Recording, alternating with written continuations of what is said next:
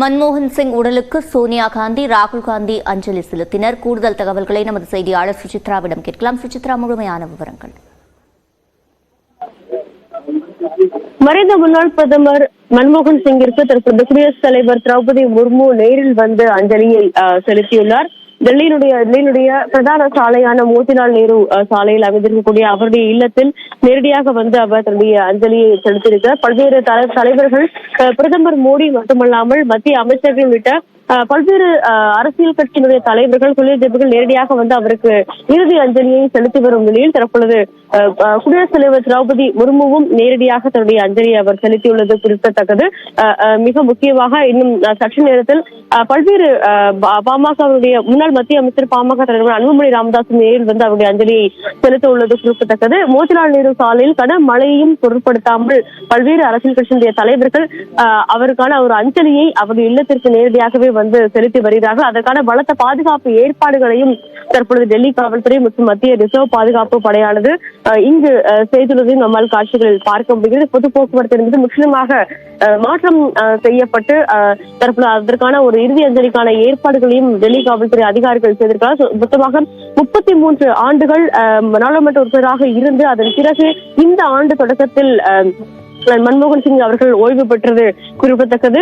வயது அடிப்படையில் நடைபெறும் என்ற ஒரு அதிகாரப்பூர்வ அறிவிப்பையும் மத்திய அரசாங்கம் வெளியிட்டு தன்னுடைய 7 நாட்கள் அரசாங்க அலுவலர்கள் அனைத்தையுமே மத்திய அரசாங்கம் ரத்து செய்துள்ளது மிக முக்கியமாக பார்க்கப்படுகிறது. டெல்லியை பொறுத்தவரை இன்று காலை முதல் கனமழை என்பது பெய்து வரும் நிலையில் அந்த மழையையும் பொருட்படுத்தாமல் அவருக்கான அந்த ஒரு இறுதி அஞ்சலி என்பது தற்பொழுது இங்கு செலுத்தப்பட்டு வருவதை நம்மால் பார்க்க முடியாது. காங்கிரஸ் கட்சியினுடைய தொண்டர்களும் தற்பொழுது ஏராளமானோர் பிஜேபியுடைய வருகை முடிந்ததை அடுத்து ஏராளமான தொண்டர்களும் தற்பொழுது இந்த பகுதிக்கு வர தொடங்கி இருக்கிறார்கள். அவர்கள் மட்டுமல்லாமல் பஞ்சாபில் இருக்கக்கூடிய மறைந்த பிரதமர் மன்மோகன் சிங் அவர்களுடைய குடும்பத்தினரும் இந்த பகுதிக்கு நேரில் வந்து தங்களுடைய அஞ்சலி அவர்கள் செலுத்தி உள்ளதை மிக முக்கியமாக பார்க்கிறோம். டெல்லியை பொறுத்தளவில் இன்று ஏற்கனவே கடுமையான ஒரு பலத்த பாதுகாப்பு ஏற்பாடுகள் என்பது விமான நிலையம் முதல் மோதிலால் நேரு சாலை வரை ஒரு கடுமையான போக்குவரத்து மாற்றம் மற்றும் பாதுகாப்பு ஏற்பாடுகளும் பிஜேபிகளுடைய அந்த நகர்வுகளுக்காக செலுத்தப்பட்டு வருகிறது. அது மட்டுமல்லாமல் தீவிர கண்காணிப்பையும் டெல்லி காவல்துறை மற்றும் மத்திய ரிசர்வ் படை அதிகாரிகள் செய்துள்ளார்கள்.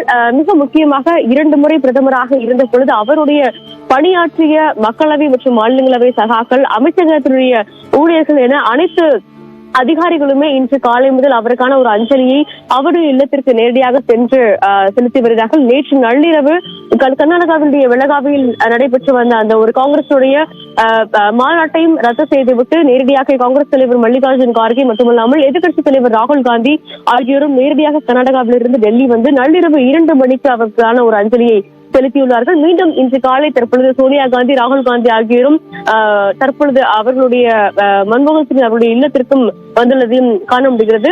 பிரியங்கா காந்தி வதோரா நேற்று இரவு அவர் இங்கு வந்த நிலையில் தற்பொழுது வெல்லும் அவர் மன்மோகன் சிங்குடைய குடும்பத்தினருடன் அவர் உள்ளதும் நம்மால் பார்க்க முடிகிறது. பல்வேறு காங்கிரஸ் தலைவர்கள், மூத்த தலைவர்கள், மிக முக்கியமாக காங்கிரஸ் வெளியேறி புதிய கட்சியை தொடங்கிய குலாம் நபி ஆசாத்தும் தன்னுடைய அஞ்சலியை தன்னுடைய சக நண்பருக்காக செலுத்துவதற்கான அவர் வந்துள்ளார். ஜம்மு காஷ்மீரிலிருந்து அவர் நேரடியாக கிளம்பி டெல்லி வந்து தன்னுடைய அஞ்சலியும் அவர் செலுத்திவிட்டு அவர்களுடைய குடும்பத்தாருக்கு ஆறுதலையும் செலுத்தி வருவதை நம்மால் காட்சிகளில் பார்க்க முடிகிறது. பிரதமர் மோடி, குடியரசுத் தலைவர் திரௌபதி முர்மு, மத்திய அமைச்சர்களான ராஜ்நாத் சிங், அமித்ஷா மற்றும் JP நட்டா உள்ளிட்ட மூத்த தலைவர்கள் நேற்று எய்ம்ஸ் மருத்துவமனைக்கு சென்று நேரடியாகவே பார்வையிட்ட நிலையில் மற்றும் மீண்டும் தற்பொழுது முக்கிய நபர்கள் இன்று அஞ்சலி செலுத்தும் அந்த காட்சிகளை நாம் பார்த்தோம். சுசித்ரா, தொடர்ந்து நாளைய தினம் காங்கிரஸ் அலுவலகத்தில் அவருடைய உடல் அஞ்ச வைக்கப்படும்.